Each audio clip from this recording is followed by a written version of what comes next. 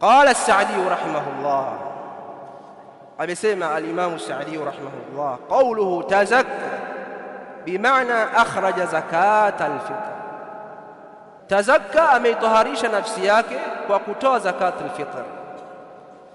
Zakat al-fitr ni chakula unachotoa mwisho wa Ramadhani, siku ya Eid ndio asli, kabla ya kuswali Eid au kabla ya siku ya Eid kwa siku mbili, 28, 29, 30 kama mwezi haujaandama.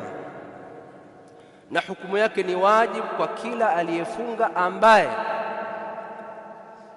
ana chakula kinachobaki siku ya Eid. Yani siku ya Eid akitumia chakula chake, basi kuna chakula kitabaki.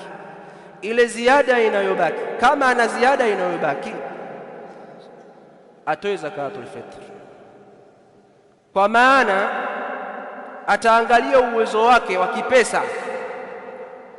Kama ana pesa alizokuwa nazo, ana uwezo wa kununua chakula chake cha siku ya Eid, na pesa ikabaki ya kuweza kutoa zakatul fitr, kuitolea nafsi yake zakatul fitr, anunue kilo 2.5 au kilo 3 kasoro, ampe fakiri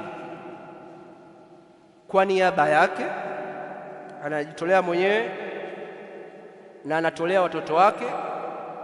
Qila, kama alivyofanya Uthman radhiyallahu anhu, hata kama mama mjamzito ana kiumbe ndani, unakitolea zakatul fitr. Jambo hili ni wajibu kwa huyu mwenye uwezo huu.